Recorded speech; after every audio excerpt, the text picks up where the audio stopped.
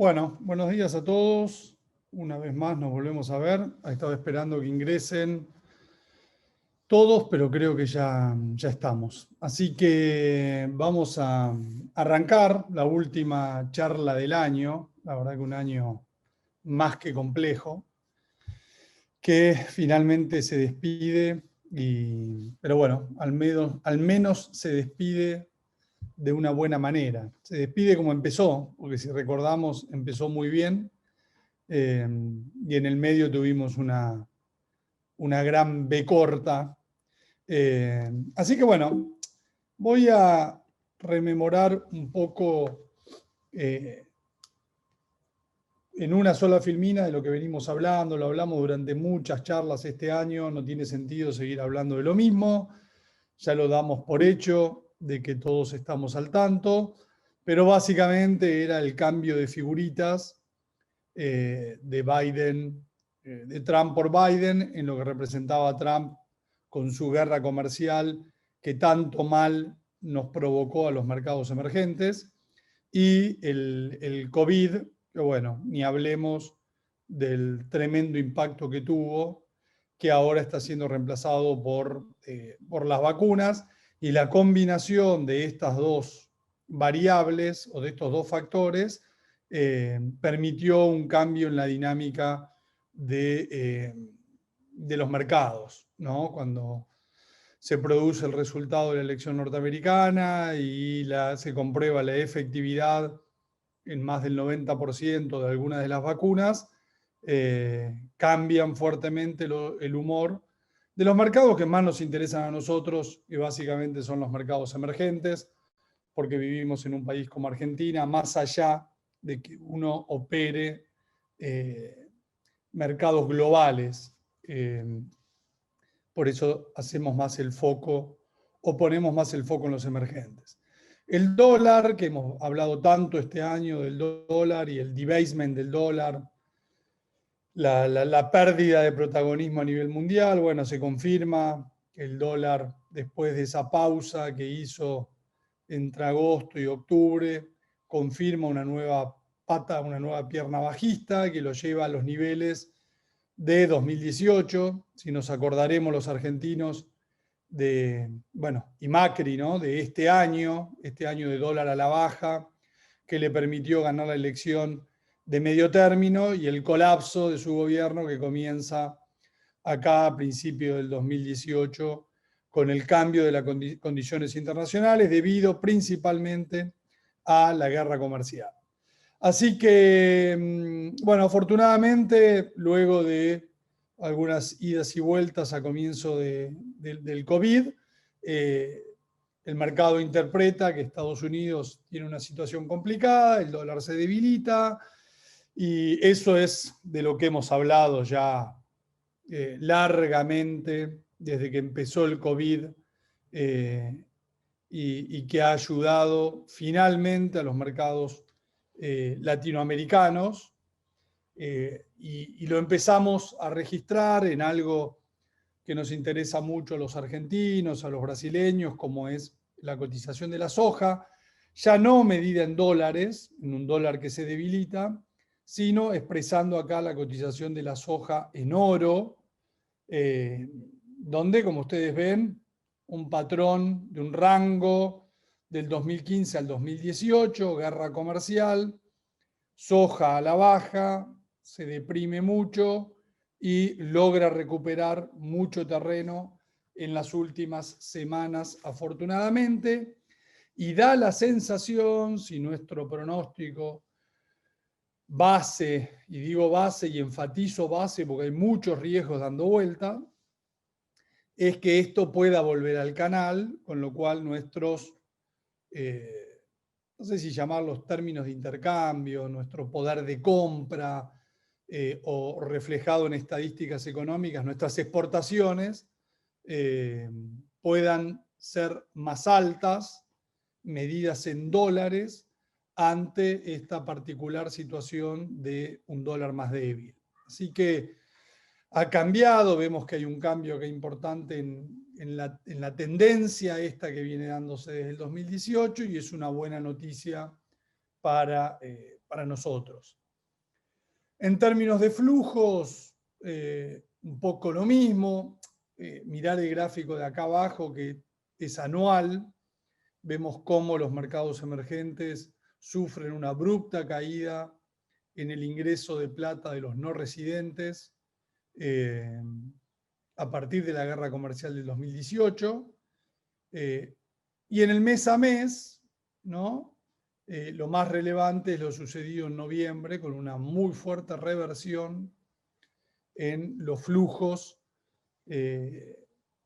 especulativos, por llamarlos de alguna manera, flujos de portafolio, que de nuevo vuelven a posar sus ojos sobre emergentes y puntualmente sobre Latinoamérica, ¿no? Cuando uno, si bien en este flujo mensual uno ve que a partir de mayo hay una entrada de plata, pero fundamentalmente se dio en Asia, y este mayor cambio en noviembre con el resultado de la elección confirma Asia, pero fundamentalmente revierte Latinoamérica, ¿no? Que Latinoamérica venía muy mal. Esta es la inversión de los extranjeros en el Bovespa, en lo que va del año, con una salida récord de plata, que sufre una muy importante reversión durante noviembre, con un ingreso récord también mensual de plata de los extranjeros. Es decir, que después de haber, digamos, haber ido, pues yo digo, si estuviésemos en un comercio, primero comprando los productos que están en la góndola, después los productos que están en el armario, y a partir de la elección de Biden, se animaron a comprar los productos que están en oferta, ¿no? Que están en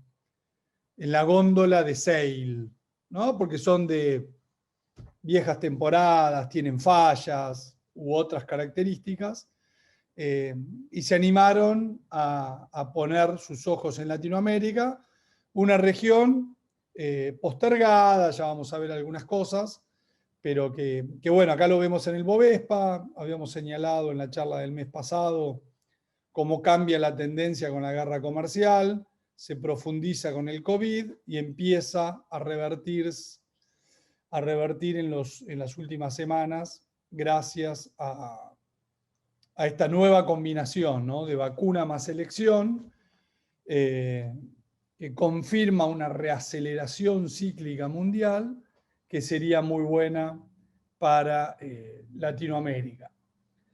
Ahí es donde vemos la reaceleración cíclica. Vemos acá en rojo, ¿no? Los fatídicos meses. Bueno, obviamente que lo vemos hasta en la progresión del COVID, ¿no? De cómo arranca en Asia, con los indicadores desplomándose en febrero, y cómo empieza a contagiar hacia el resto, Europa, Estados Unidos y por último Latinoamérica, pero ya a posteriori todo se vuelve a pintar de verde, con una aceleración cíclica muy, muy interesante, muy fuerte, que la expectativa es que continúe el año que viene, de la mano de las vacunas que trae alivio y una salida muy importante después de la recesión del coronavirus. Encontramos países con una reaceleración tremenda, como por ejemplo Brasil, que yo creo que se fue de mambo con los estímulos que terminó aplicando, y hoy, de ser fuertemente criticado, pasa a ser un ejemplo de cómo se tenía que manejar la pandemia desde el punto de vista fiscal, monetario, y hasta algunos hablan desde el punto de vista sanitario, con restricciones un poco más inteligentes y no restricciones masivas. El doctor Cobre estaría confirmando esta reaceleración cíclica. Si ustedes lo ven, la fuerte suba que tuvo el cobre en los últimos meses, que permite de nuevo también romper este patrón de 2018, Incluso la pendiente y la reaceleración hacen soñar con lo que fueron los estímulos post gran crisis financiera o lo que fue la gran, ¿no?, década del 2000, tan añorada y tan bien recordada por los latinoamericanos. Así que bueno, el doctor Cobre confirma la reaceleración cíclica, lo vemos también en algunos otros minerales, fundamentalmente muchos de ustedes operan Vale y habrán visto la recuperación de las últimas semanas de la mano del Iron Ore, que volvió a $140 la tonelada. Y bueno, una empresa muy, muy subvaluada, castigada por distintas cuestiones que ya hemos charlado y hemos escrito largamente.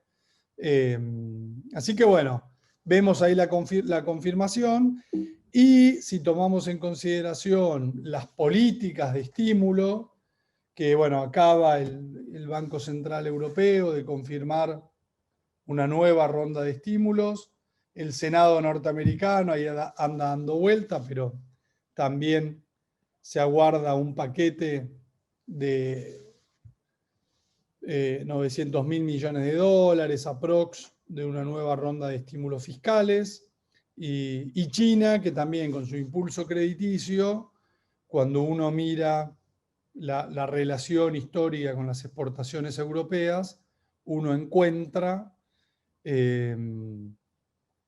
que hay todavía tela para cortar en materia de un mercado para arriba, de una economía para arriba y por ende un mercado para arriba. Dentro de esta dinámica vemos, y fíjense que esto no lo hacíamos desde la década del 2000, pero empezamos a mirar algunos commodities, pero expresados en oro, como moneda, digamos, moneda fuerte. Uno podría mirarlo algunos lo mirarían en bitcoins, u otros lo mirarían en una canasta de monedas, ¿no? Pero un poco ver que en esta reaceleración cíclica uno puede pensar que a pesar de la suba que han tenido, como el dólar, la suba ha sido en dólares y el dólar posiblemente siga perdiendo valor, tal vez no lo veamos tanto en la relación dólar-euro, porque es como una especie de competencia de quién pierde más valor, pero sí yo creo que lo vamos a seguir viendo contra las cosas. El oro es lo que primero ralea y ahora le siguen otros commodities, y vemos cómo después de la burbuja, digamos, del 2000, la reaceleración cíclica del 2010, después del 2013 en adelante, ya sabemos que hemos vivido en un contexto complejo para commodities y demás. Viene una nueva reaceleración, da la sensación de que todavía hay espacio en la gran mayoría de los commodities. El petróleo es el más afectado de todos, básicamente porque sus relaciones de oferta y demanda son muy malas, ya lo hemos charlado hasta el hartazgo, ha pasado a ser un commodity industrial más, en donde a determinados precios aparece una oferta muy grande norteamericana, pero así todo, como lo hemos escrito ya desde hace alguna semana o 10 días atrás, tomamos un view más constructivo en el petróleo, creemos que puede ir a la zona de 50, 60 para la versión WTI, lo vemos rezagado en relación a otros commodities, con lo cual puede subir medido en dólares, lo cual, digamos, además tiene algo de espacio medido en oro, de un rebote dentro de una tendencia en donde es el peor de todos los commodities, por decirlo de alguna manera, pero así todo hay oportunidades en el sector petrolero, porque el sector está muy barato y una recomposición en el precio del petróleo podría permitir que algo de flujos vuelva a este sector y, bueno, permitir algún trade de corto plazo. Así que, en términos generales, esta charla viene basada en todas las charlas que hemos tenido antes. No quiero, y un poco la armé pensando en no repetir tantas de las cosas que venimos hablando. Es más que todo un monitoreo de cómo se vienen dando las cosas, en línea de lo que venimos pensando. Una reaceleración cíclica mundial que todavía tiene espacio, que está fuertemente fundamentada en estímulos. Los estímulos provocan la debilidad de las monedas de las fiat currencies. Eso permite que los commodities valgan más. Si los commodities valen más, Latinoamérica tiene que mejorar. Y eso es lo que los mercados empezaron a preciar. Tarde, a mi gusto, la verdad que creo que tendría que haberse dado antes.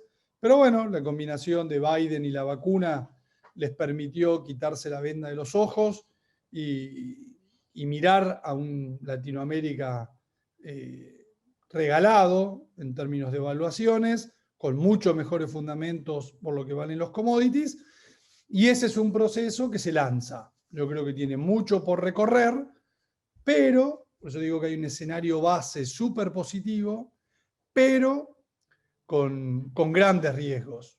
Y hoy quiero mencionar muchos de estos riesgos porque, por ejemplo, el 2020 fue un año donde uno de esos cisnes negros aparecen y rompen todo, ¿no? Aunque después, punta a punta, uno ve que la bolsa norteamericana subió más, por ahí subió más este año de lo que debería haber subido sin COVID, gracias a los estímulos o a que la plata no vale nada. Pero un poco mencionar algunos de todos estos riesgos. El gran tema es la montaña de deuda que ha acentuado, porque la palabra no es creado, porque la verdad que la deuda viene creándose desde que comenzó este gran ciclo de deuda allá por los 80. Entonces vemos que, de nuevo, cada vez uno mira la deuda norteamericana en relación al PBI, en donde el ciclo arranca con una deuda de menos del 40%, burbuja tecnológica, nuevos estímulos, vamos un escalón arriba, 100, y ahora vamos otro escalón arriba, en donde esta última parte, con la línea celestita lo vemos, está fuertemente financiada por la Reserva Federal, con un déficit fiscal que, cuando uno ve la tendencia, es una tendencia de un déficit fiscal que va descontrolándose. Así que esto es muy sano.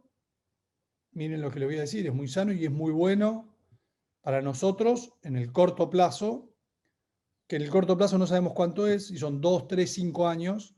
Ahora, esto en algún momento se va a ir de control. Y vamos, al igual que los finales de los 60 y los 70, terminar en un problema de inflación y licuación desordenada de la deuda. Y eso va a precipitar nuevamente fuertes subas de tasas. Entonces, el que efectivamente no haga bien las cosas en estos 2, 3, 5 años, seamos optimistas, ¿no?, buenos que vienen por delante, después la va a tener realmente muy complicada. Pero bueno, la montaña de deuda es un claro problema. La deuda sin patrón oro como tenemos hoy, la deuda se paga en el 70, recordemos en el 71, Estados Unidos sale del patrón oro, las deudas se pagan licuando. Casi que, para decir una exageración, el mundo va al modelo argentino de déficit fiscal, financiado con emisión monetaria. Ahora se lo llama teoría monetaria moderna. Acá le hemos puesto todo tipo de adjetivos descalificativos. Pero bueno, ahora en el mundo, con tal de volver a recrear la inflación, estamos comprando este concepto, echando por la borda a muchos otros que manejaron o sirvieron para manejar la política monetaria en los últimos años, curva de Phillips, etcétera, etcétera. vamos a la teoría monetaria moderna, vamos a financiar déficit fiscal con emisión monetaria, vamos a posiblemente enormes planes de infraestructura, de creación de empleo no calificado. Ahora, eso, como fue el proceso, porque nosotros recordamos los 80 como la época inflacionaria, pero ese proceso empezó en la segunda mitad de la década del 60. Tarda muchos años, pero al final del día termina provocando grandes desequilibrios que hay que ajustarlos con ortodoxia. Pero bueno, disfrutemos el momento hoy, aunque tenemos en la cabeza el problema de la deuda. La deuda no es solo estatal, es deuda privada. Fíjense esta liñita azul oscura, que es la deuda del sector privado no financiero, que de nuevo también de niveles, si quieren vamos de nuevo a los 80, de 30% en relación al PBI, salta al 55%. Recordemos que hoteles, restaurantes, empresas de servicio, aviones, cruceros, turismo en general, todos tuvieron que endeudarse para poder surfear la coronacrisis.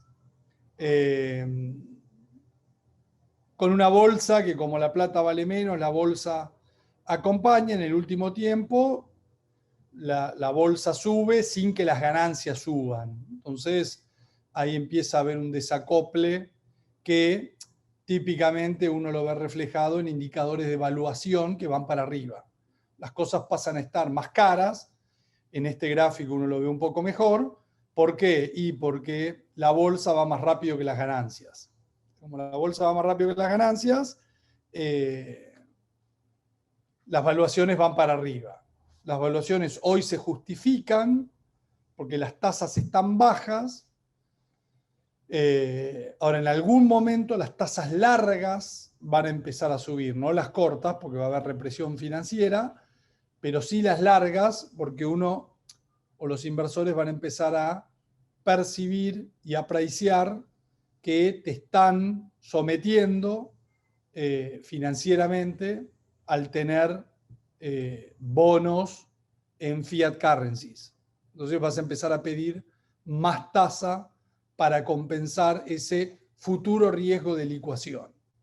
Así que el segundo, digamos, gran riesgo es que las cosas están caras.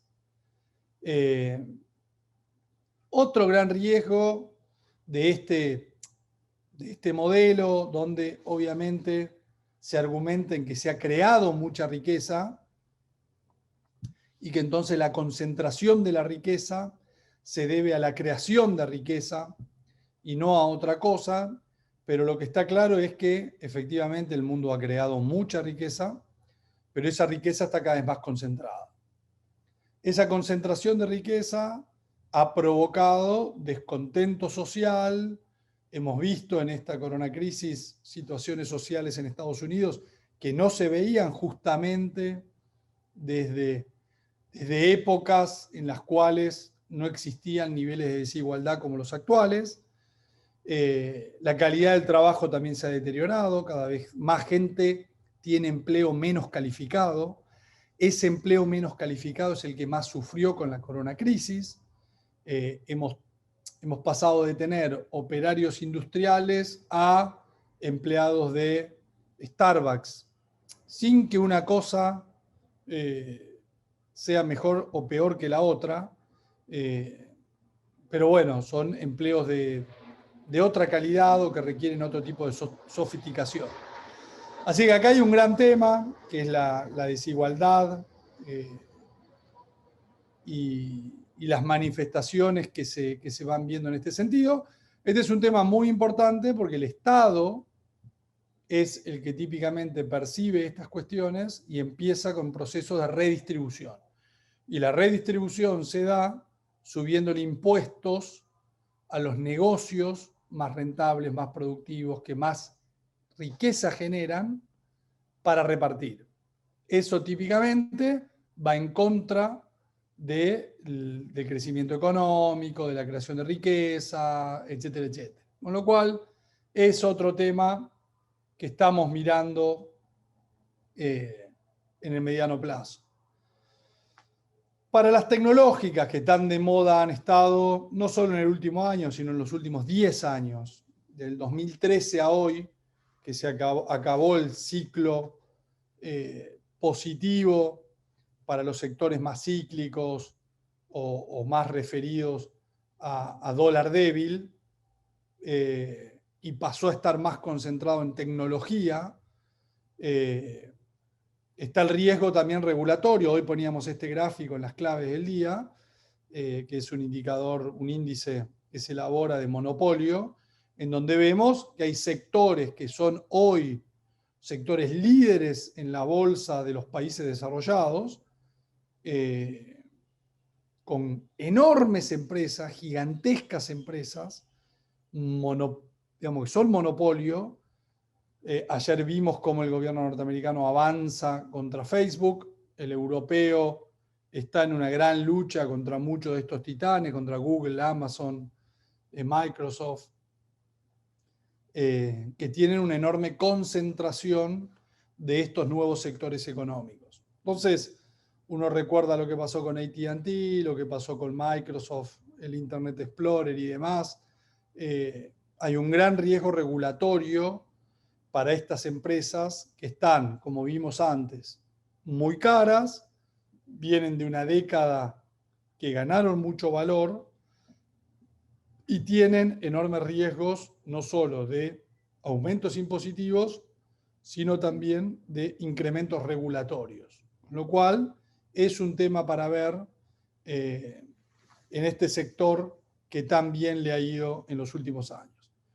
Por último, el gran tema, que yo me acuerdo que di una charla de 5G hace 2 años, creo que era, que la primera gran disputa entre estas potencias, o mejor dicho, que China le disputa a Estados Unidos, es con el 5G.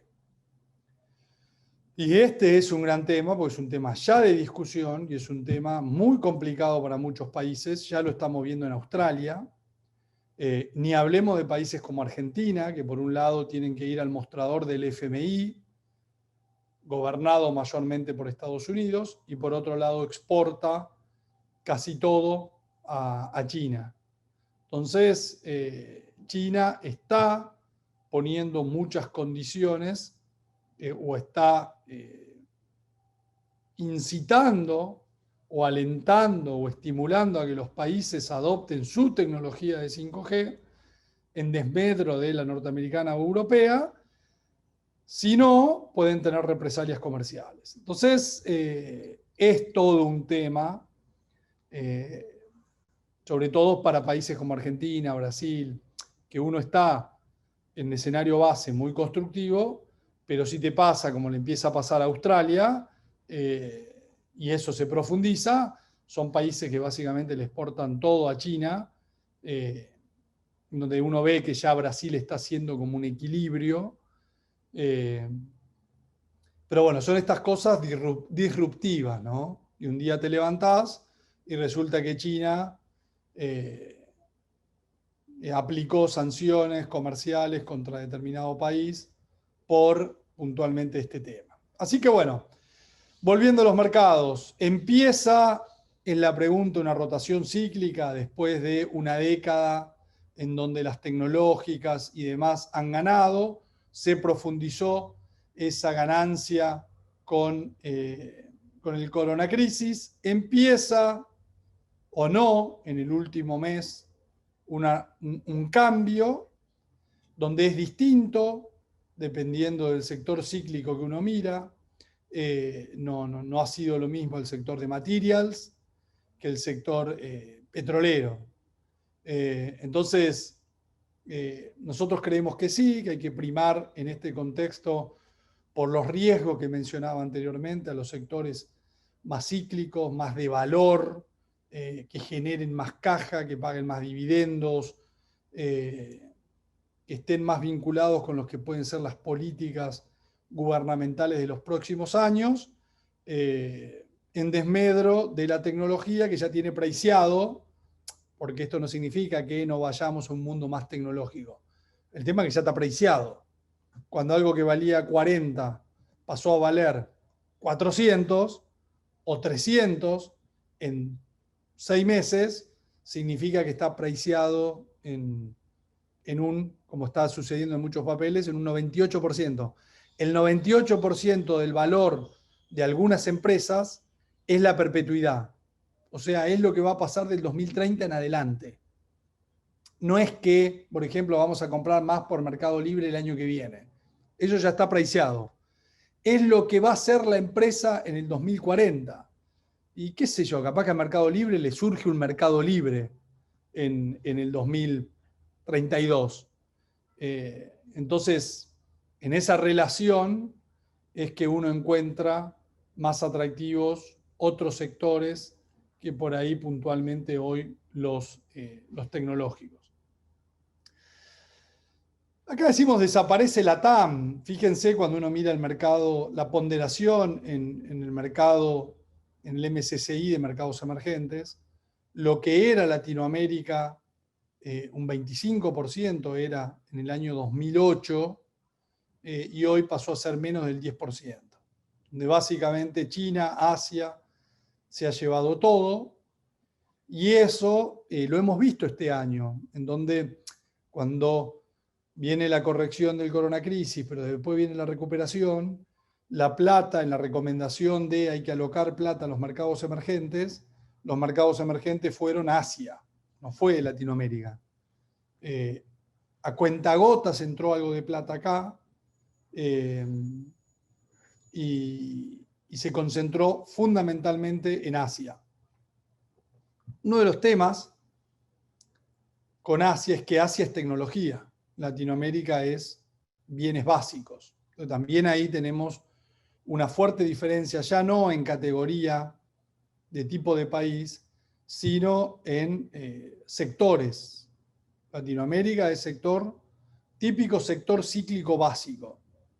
Asia, en todo caso, uno puede decir que es sector cíclico tecnológico. Por ejemplo, en tecnología, si uno quisiera mirar el mediano plazo, las empresas tecnológicas asiáticas están mucho más baratas que las norteamericanas o europeas. Ya empezamos a ver que, por ejemplo, el gobierno chino aplica regulaciones a las tecnológicas chinas, pero por lo menos tienen niveles de evaluación mucho más atractivos que los de las empresas norteamericanas. Y esto uno lo ve en los últimos años, ¿no? Donde uno compara Latinoamérica con emergentes. Emergentes es el naranjita, Latinoamérica es el otro. Íbamos juntos.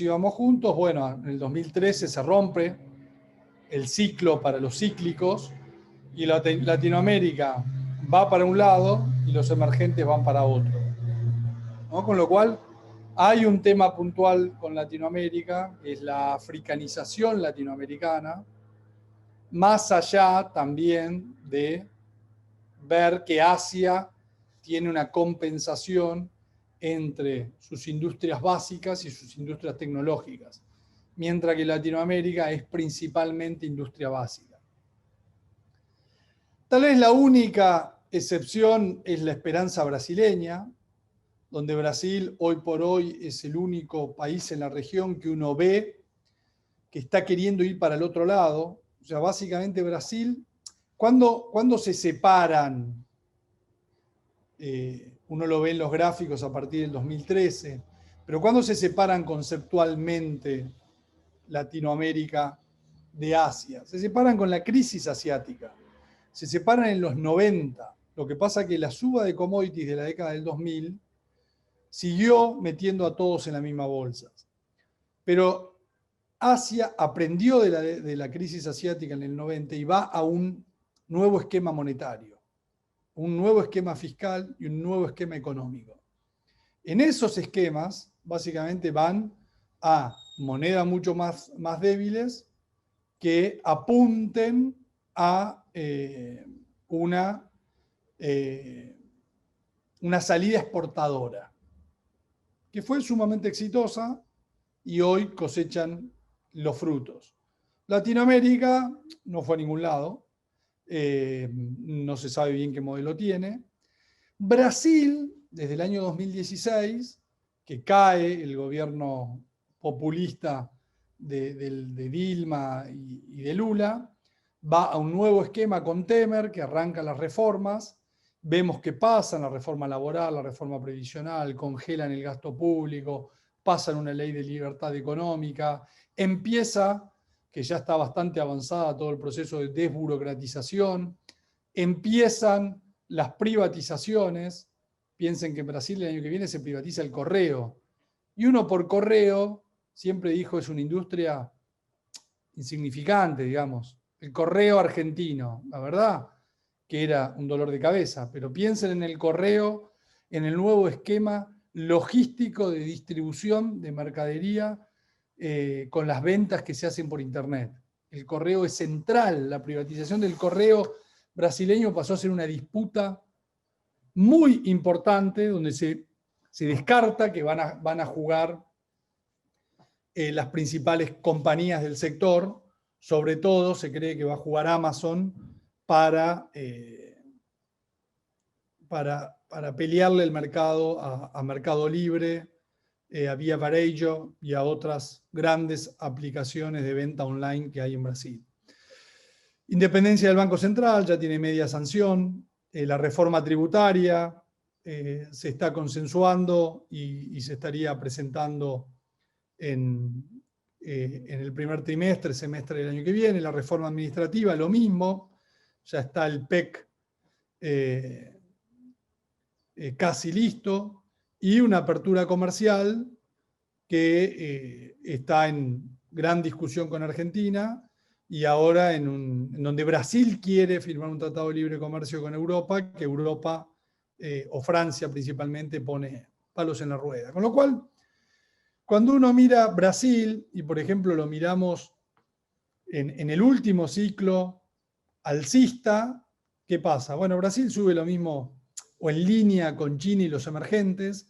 Cuando empieza la retracción desde el año 2018, Brasil performea mucho mejor que los emergentes y que China. ¿Producto de qué? De todo lo anterior. Pero después se produce la coronacrisis. En la coronacrisis, un Brasil que venía performeando mejor producto de sus fundamentos, pasa de nuevo a ser objeto de dudas, encara la pandemia con mayor libertad, aplica un estímulo que genera algunas dudas fiscales, financiado todo con moneda doméstica. Y bueno, la recuperación de los emergentes, se produce un gran desacople que recién en el último mes Brasil empieza a cerrar, y yo creo que todavía tiene mucho más recorrido de la mano de lo que decía anteriormente, de que es, creo, el único país que está tratando de llevar adelante una agenda racional, ortodoxa, de ciertos principios, en un mundo que empieza a ir para el otro lado. Con lo cual, yo leo, ayer creo que salía en El Cronista, la preocupación por el tema fiscal brasileño. Digamos, cuando uno lo mira en términos relativos, está igual o mejor que otros países. Lo que pasa es que se lo mira con ojos de mercado emergente, cuando Brasil pasó a tener moneda propia. Tienen las tasas de interés en 2% y tiene la inflación, producto de la aceleración, producto de tantos estímulos, tan solo en el 4%. Entonces hizo lo que hicieron los otros países, y lo bueno es que lo financió con moneda doméstica sin generar un problema inflacionario como el que, por ejemplo, tenemos nosotros, que no tenemos moneda.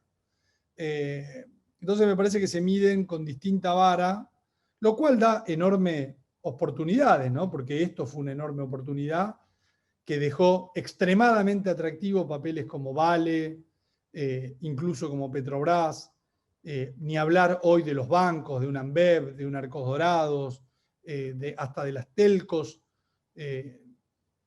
brasileñas, que siguen siendo, me parece, enormes oportunidades. Como digo acá, primero algunos, Vale, una empresa más china que brasileña, luego otros, un Bradesco, que tiene que ver más con la política doméstica, con el valor de la moneda, con lo que haga el Banco Central.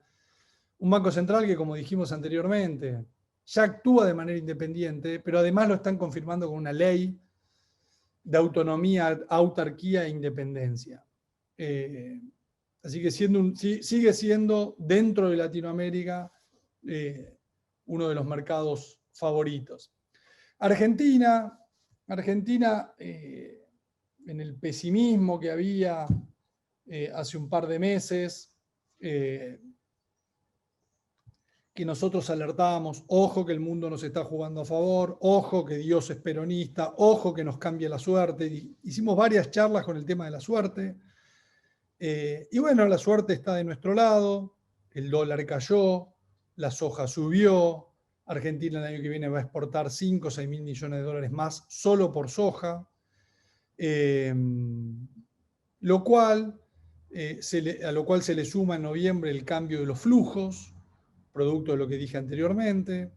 Eso permite que un dólar que se había ido de mambo se acomode a valores más razonables y podamos pensar que la Argentina puede el año que viene tener un año de licuación ordenada. O sea, en Argentina no hablamos de oportunidades, de cambios, de nuevo modelo económico. Hablamos de que seguimos complicados, pero al menos no chocamos. Digamos, si no cambiaba el ciclo mundial y, no sé, por alguna u otra razón, el dólar subía, la soja se mantenía baja, los flujos a los emergentes seguían siendo negativos, Argentina tenía enormes riesgos de terminar en una hiperinflación. Por el contrario, nos cambia la suerte y podemos pensar en un escenario base, que la Argentina crece, que tiene saldo comercial, que eso le permite acumular algunos dólares al central, que seguimos con una inflación que es un insulto, 50, 60% de inflación, entre 50 y 60 para el año que viene, va a depender de cuánto el gobierno quiera subir los precios de los regulados. Hoy vemos que los precios de los bienes, de algunos alimentos y demás, están subiendo al 70% interanual y los precios de los regulados suben al 20%.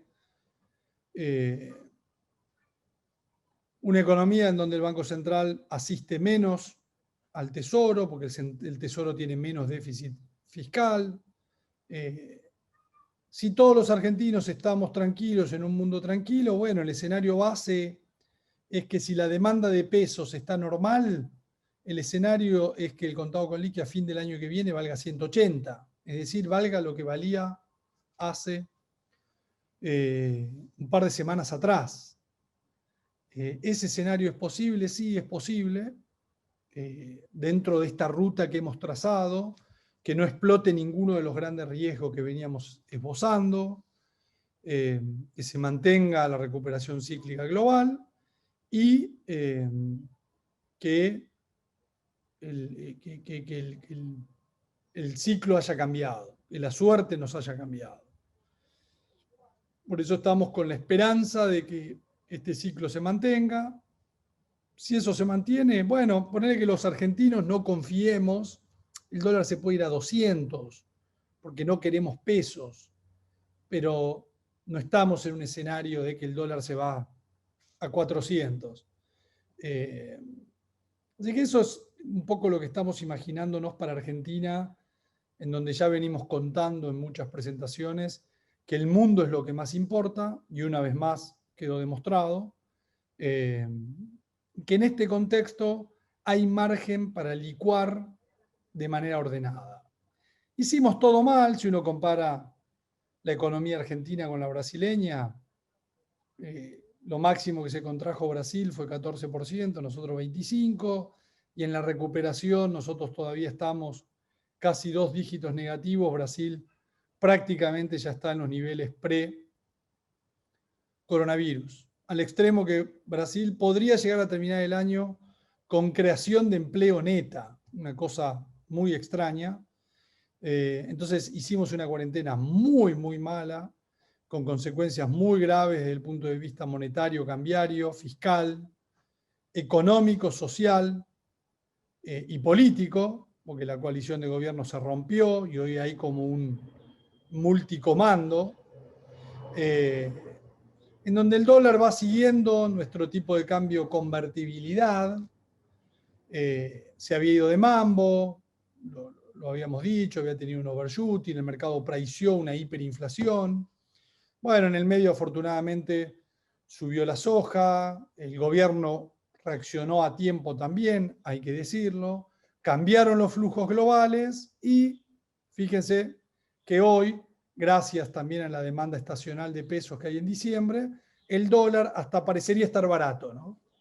Esta baja del dólar es una posibilidad para hacer lo contrario que varias semanas atrás, y estas últimas semanas de diciembre son para pensar en dolarizar portfolios para ir jugando tal vez una liñita roja que se vaya moviendo en la verde, cruzando para un lado o para el otro, y uno ir dolarizando y desdolarizando portafolios a medida que nos vayamos moviendo para un lado o para el otro.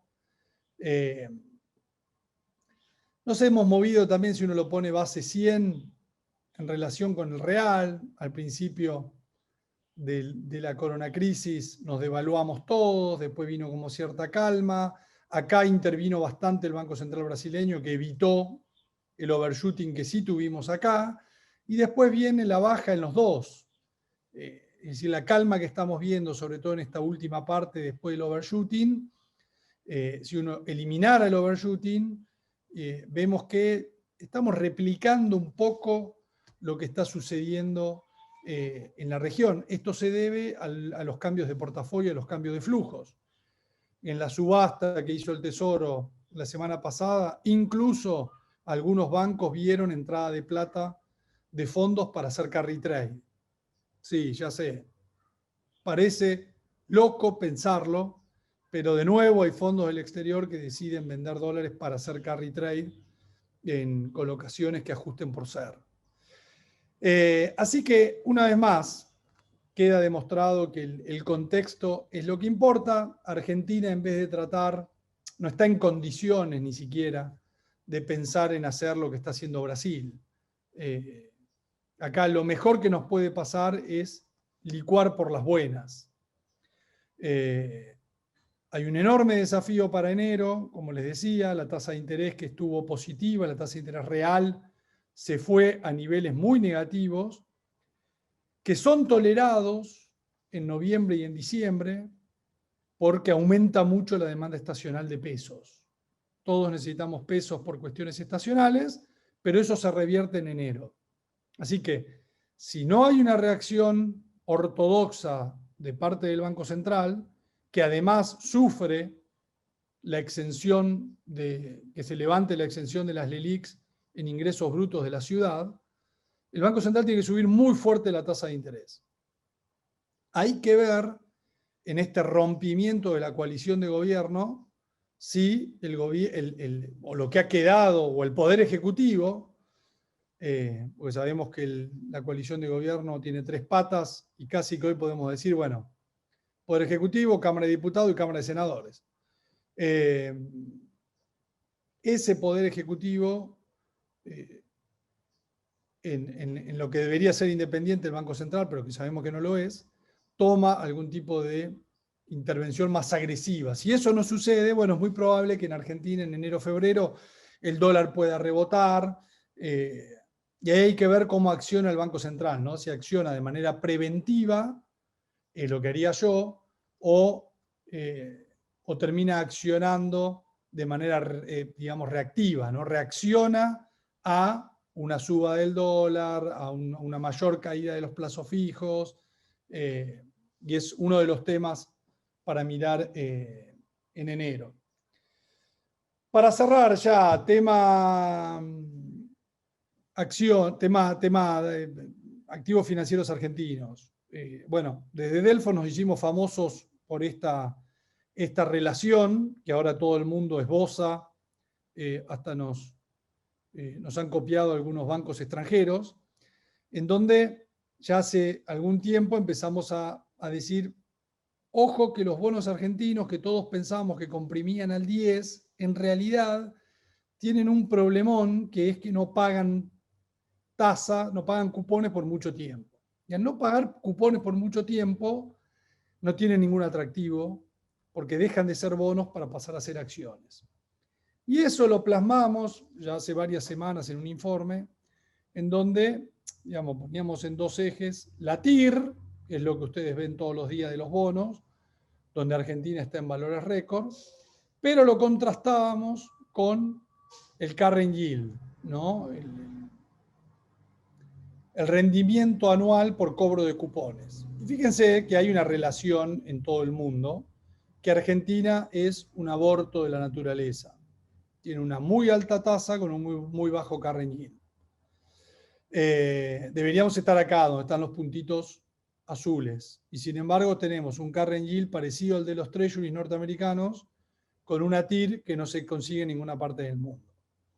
A Ecuador le pasa algo parecido, básicamente son las últimas dos renegociaciones que se hicieron con cupones muy bajos. Entonces, tenemos este gran problema, y yo ya he dicho en otras charlas, donde las acciones brasileñas se parecían más a bonos y los bonos argentinos se parecían más a acciones. Bueno, eso finalmente está siendo reflejado en el mercado, donde los bonos argentinos tienen poco atractivo y por eso dentro de la góndola de sale, de oferta, es lo último que los fondos quieren agarrar, porque no tenés grandes réditos de corto plazo. Y yo compro acciones de Vale, el año que viene me pagan 6-7% en dividendos. Si compro un bono argentino no me pagan nada. Eso cambia en los próximos años. Eso hace que los bonos sean distintos. Es muy probable que Argentina quede con una curva invertida, porque los bonos cortos nunca van a pagar nada. El 2038 y el 2041 son los que más rápido tienden a normalizarse, con el 2038 a la cabeza. Quiere decir que si uno quiere hacer alguna apuesta un poquito más larga, con activos argentinos, dentro de un mundo que empieza a subir todo, bueno, por ahí los 2038 pasan a ser los más atractivos, dado que, bueno, ya el año que viene, al menos pasan a tener el current yield, digamos, que tienen los bonos investment grade del mundo, y en el 2022 pasan a tener un current yield más cercano al que deberían tener. Aunque en términos conceptuales nunca dejan de ser acciones. En definitiva, mucho de la TIR que tienen los bonos es por cobro de capital. Y el cobro de capital lo vas a saber recién al final. Y en Argentina sabemos que cuando llega el momento de pagar el capital nunca lo pagamos. Entonces, es muy probable, ceteris paribus, uno diría, si el contexto es igual que el actual, que llegues al final del día sin saber si te pagan o no te pagan, con lo cual los bonos van a rendir 50. Si el ciclo virtuoso mundial recién comienza y se mantiene en el tiempo, bueno, eso puede provocar que la soja suba de 300 a 430 como hizo ahora, después suba a 500, a 550, a 600, la Argentina vuelve a exportar 80.000 millones de dólares, entonces pueda pagar su deuda. Si Argentina puede pagar su deuda, es muy probable que la probabilidad de default caiga drásticamente y opere más como una acción, en donde lo que más vale es el flujo final. En las acciones lo que más vale no es el flujo de los próximos años, es el flujo final, la perpetuity. Bueno, esto es parecido. Y la perpetuity va más de la mano de todo lo que venimos hablando en el último tiempo. Así que bueno, eso son cosas que ya venimos hablando. Los bonos corporativos tienen mejor relación, con lo cual da la sensación de que, y esto ya lo hemos charlado también y lo venimos escribiendo, dentro de la dinámica, primero estarían los bonos corporativos, hasta los bonos de algunas provincias que están renegociando, cuyos cupones saltan más rápidos que los bonos del gobierno, y después recién habría que pasarse a los bonos soberanos, ¿no? Es como un dominó de activos en donde primero uno pondría los bonos corporativos que al menos en esa relación tasa-cupones son más normales, son más parecidos a los de otras partes del mundo. Por último, en acciones, veníamos diciendo primero las acciones más globales, y acá los vemos, en donde las Ternium, las Loma son las que mejor han andado, después han seguido las petroleras y por último los bancos.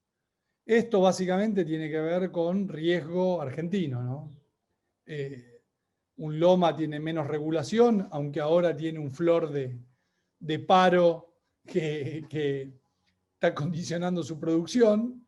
En el sector petrolero vemos un gobierno que no quiere repetir la historia del pasado de quedarse sin energía, y en el sector financiero vemos un enorme riesgo regulatorio, con lo cual por ahora mantenemos nuestra preferencia por lo internacional. Por lo que dije anteriormente del petróleo, creo que hay alguna apuesta interesante en petróleo por dinámica, por valuación y por precios relativos. Hoy a mí me gusta más Vista que YPF, ¿no? Ahí siempre ponemos YPF, Pampa y Vista. Pampa han dado muy bien. Y Vista está más rezagada. Claramente hay fondos del exterior que están desarmando. Recuerden que compraron el IPO allá por las nubes. Así que creo que puede haber una oportunidad condicionada al sector a nivel global, ¿no? Que yo veo que el petróleo está queriendo ir para arriba, el XOP, el XLE están cortando al alza. Hay algo en ese sector que estructuralmente no es de los que más me gusta, pero me parece que en el corto plazo puede haber algún tipo de oportunidad. Así que la conclusión es parecida o similar a la que venimos hablando. Biden más la vacuna permite un cambio de contexto en nuestra región. Esto lo que nos permite es licuar por las buenas. Licuar por las buenas esta economía desordenada, pero que por lo menos no explota, no va a una hiper. Los activos recuperan, pero recuperan con velocidades distintas. ¿Por qué? Por muchas razones. Una de ellas es la posición técnica. Todo el mundo sigue muy comprado en Argentina, con cosas que no quieren tener, con lo cual cuando hay rebotes venden. Y estando tan barato activos en Perú, Colombia, Chile, Brasil, que son economías macroeconómicamente más ordenadas, los flujos prefieren irse más ahí que acá. Lo que viene acá es lo que está más vinculado por ahí con el mundo o con los sectores menos regulados. Con lo cual, el escenario base sigue siendo súper positivo, me animo a decir, me animo a pensar en que esto es el comienzo de un ciclo positivo para todos los sectores cíclicos. Argentina tiende a ir con esos sectores cíclicos. Lo que sí, y por eso laburamos todos los días, nos levantamos, leemos, miramos, es que hay enormes riesgos en un mundo que pasa a ser mucho más multipolar, con un Biden que tiene que retroceder en la negociación tan dura que venía llevando adelante Obama, con lo cual es muy probable que al principio nos decepcionemos con Biden, porque no va a ser lo diplomático y lo bueno que todo el mundo está pensando, porque va a tener que sobreactuar para el otro lado. En un mundo más complejo con el tema del cambio climático, en un mundo más complejo con China, con el 5G, con el nivel de deuda astronómico, en un nuevo experimento monetario como es el de la teoría monetaria moderna. Así que estamos jugando un partido que no tiene que ver con el que venimos jugando en los últimos 50, 60 años. Hay un punto de inflexión, hay un cambio, parece favorecernos en el corto plazo, nos va a permitir para recuperar valor. Hay que jugarlo mirando siempre los riesgos por si hay que tomar cartas en el asunto.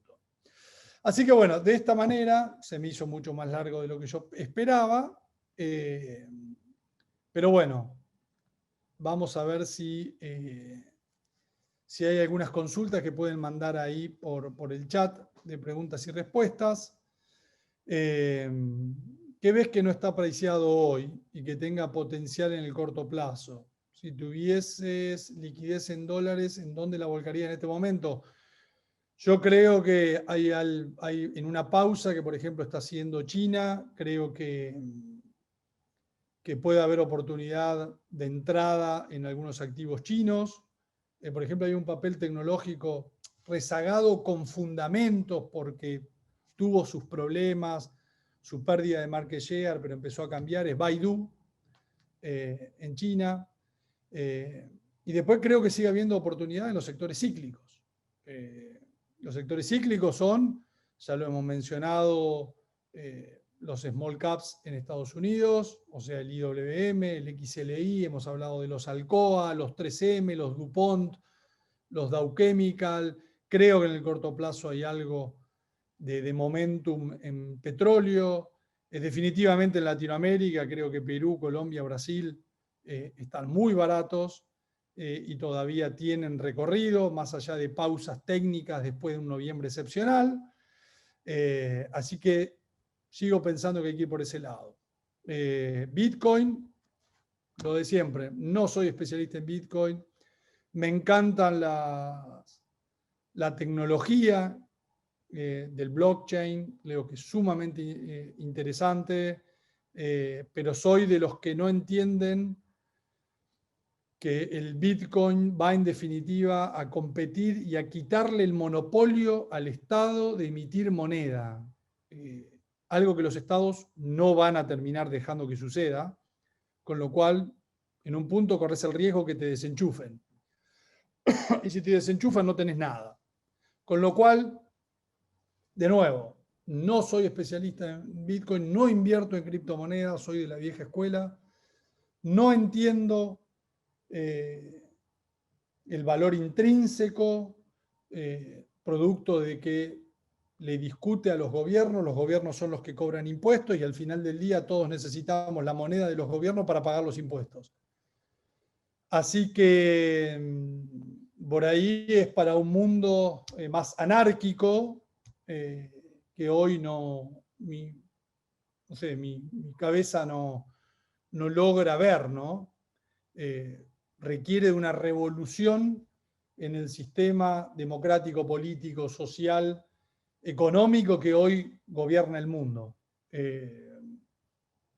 Así que entiendo las razones por las cuales se está subiendo, que tienen que ver con todo lo que ya estamos hablando.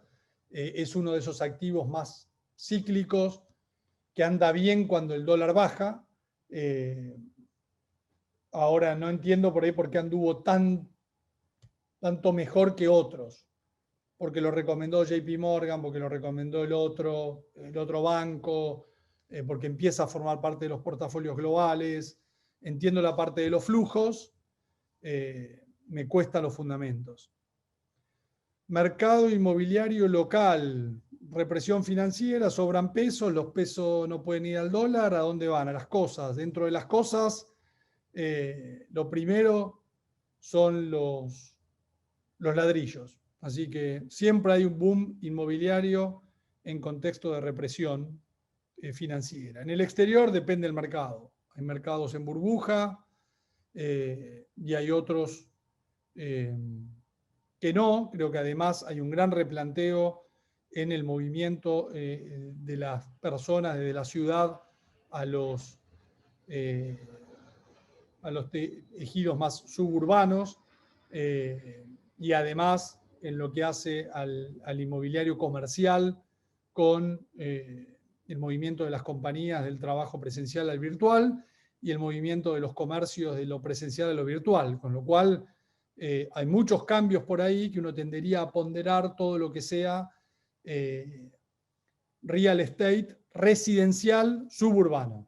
Creo que ahí es donde están para mí las mayores posibilidades. Los dollar link en un escenario de salto no discreto. Los dollar link yo los creo que no va a haber salto discreto en un contexto global como el actual. Lo vengo diciendo de hace rato y lo sostengo. Son un activo más en pesos. Entonces, lo que uno va mirando es el diferencial de tasa en relación a un CER. Y ahí es donde está el atractivo o no, sabiendo que tenés una opcionalidad, ¿no? Entonces rinden un poco menos que los SER por la opcionalidad que hay. Hoy yo veo todos los mercados de tasas domésticas bastante arbitrados, salvo la tasa nominal. Para mí la tasa nominal debería estar mucho más alta. Pero el resto está todo bastante arbitrado. Creo que hoy soy de los que creen que habría que estar dolarizando portafolios. Es decir, hoy estaría comprando bonos hard dólar. Sí, me van a decir hoy que nadie los quiere, vos los querés. Bueno, siempre estás al revés que el resto. Bueno, la verdad que es un activo que quedó muy rezagado, no subió en esta suba por las razones expuestas. No es que me guste, pero sí me gusta comprar dólares a este nivel, en un activo que tiene poco para ir para abajo y que por ahí en algún momento de euforia, en donde empiezan a subir las cosas más rezagadas, tiene su veranito de 5 o 10% de suba.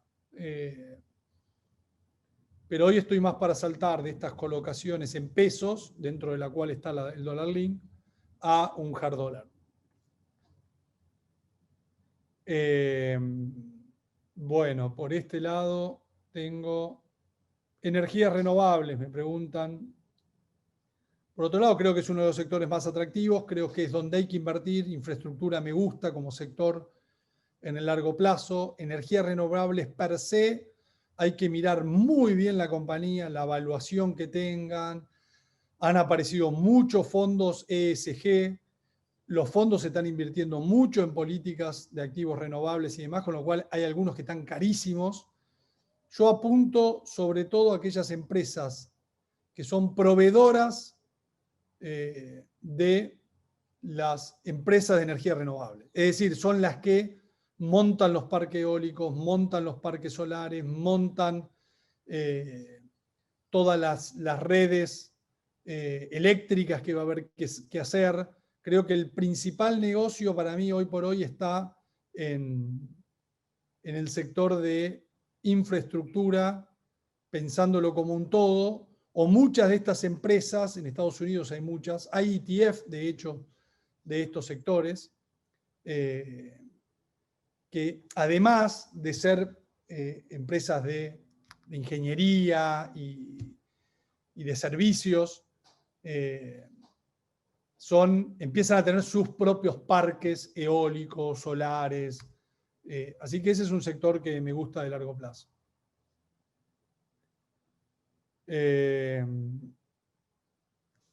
Bueno, acá alguien más pregunta sobre los commodities agrícolas, algo que no mencionamos, que lo hemos charlado en anteriores presentaciones y que no ha cambiado, que es el tema de la Niña. La verdad que las condiciones de la Niña siguen siendo muy fuertes, se van a extender al menos hasta marzo. La Argentina ha tenido suerte, llovió justo cuando tenía que llover para sembrar. Si uno mira, bueno, salió el reporte en Brasil, se espera 7% más de producción de soja, y en Argentina la siembra viene muy bien, sabiendo que hay zonas puntuales que tienen problemas de sequía y que es un factor muy importante para la Argentina. Acá no queda más que rezar, que llueva en diciembre cuando tiene que llover y que llueva en enero, o sea, cuando la planta germina, cuando se forma el poroto. Macri tuvo la mala suerte en el 2018 de que no solo le bajó la soja de 400 y pico a 300, sino que además no llovió en diciembre y en enero. Es uno de los riesgos que tiene, por ejemplo, un país como Argentina, donde estamos entusiasmados por lo que subió la soja, pero no sabemos qué nivel de cantidades vamos a tener. Así que es un tema para tener presente. Si Sudamérica tiene un problema de lluvias, es muy probable que los precios sigan yendo para arriba, pero bueno, no podamos aprovechar esas circunstancias como país, porque la suba de precios se ve compensada por la caída de cantidades. Así que bueno, no veo más pregunta por acá, nos extendimos, la idea era hacer todo en 1 hora 10. Los saludo a todos, gracias por participar, gracias por acompañarme durante todo el año, les deseo muy, muy felices fiestas y bueno, nos volvemos a reencontrar ya en el 2021, le damos despedida a este 2020 que tantos dolores de cabeza y tan raro, tan loco, tan dinámico, y que nos enseñó tanto, ¿no? Y hemos aprendido tanto de medicina y de otras cuestiones. Así que bueno, muchas gracias a Cohen como siempre por el espacio. Les deseo que tengan muy, muy felices fiestas y les mando un abrazo grande.